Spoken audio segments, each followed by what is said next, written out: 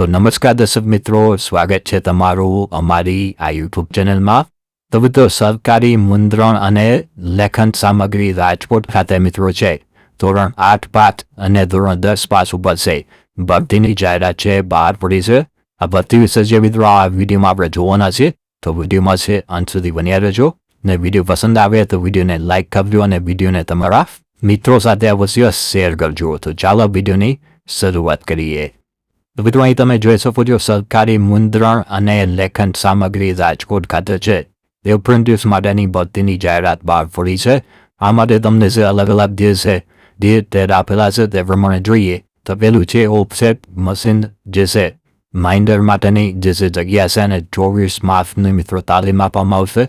અને 3 છે સીમાં, 6 છે બિન અનામતમાં, એમ ટોટલ 9 જગ્યા છે અને લાયકાત ધોરણ 10 પાસ માંગવામાં આવેલી છે.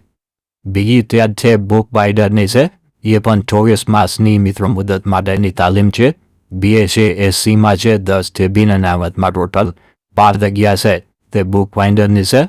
ત્રીજી પોસ્ટ છે DTP ઓપરેટરની 15 માસના તાલીમ માટેની, જેમાં 2 બિન અનામતમાં જગ્યા છે અને ધોરણ 10 પાસ છે આમાં માગવામાં આવેલું છે. બુક બાઇડરમાં મિત્રો છે ધોરણ 8 પાસ માગવામાં આવેલું છે.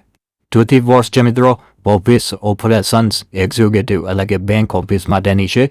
12 માસ માટેની જગ્યા જે છે જે તાલીમની મુદત છે અને 6 જગ્યા છે બિન અનામત પાને જે છે ધોરણ 10 પાસ છે આમાં માગવામાં આવેલું છે. ત્યારબાદ આગળ વાત કરીએ તો આમાં તમારે જે અરજી કરવી હોય તો જે છે વય મર્યાદા મિત્રો છે 5/1/2023 રોજ છે 14 વર્ષથી નીચે અને 25 વર્ષથી વધુના હોય તે ઉમેદવાર છે આમાં એપ્લાય કરી શકે છે.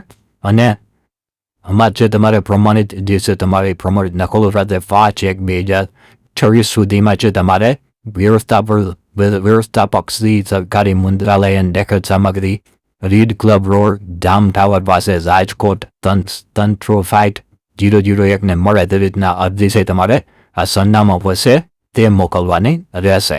વધુમાં યુવાનોએ છે એપ્રેન્ટિસ યોજનાનો લાભ લઈ શકે તે હેતુથી છે તે એપ્રેન્ટિસ માટેની જાહેરાત બાદ છે કરેલ ઇન્ટરવ્યૂ પ્રક્રિયાના અંતે તે જો કોઈ જગ્યા ખાલી રહે તો ઉમેદવારને જણાવવા અને સમયગાળા બાદ અરજી કરી શકશે. તો આ પ્રમાણે મિત્રો છે તમારે તે ઉપરના સરનામા પર છે અરજી કરવાની રહેશે. 5/1/2028 જે છે તેની છેલ્લી તારીખ છે.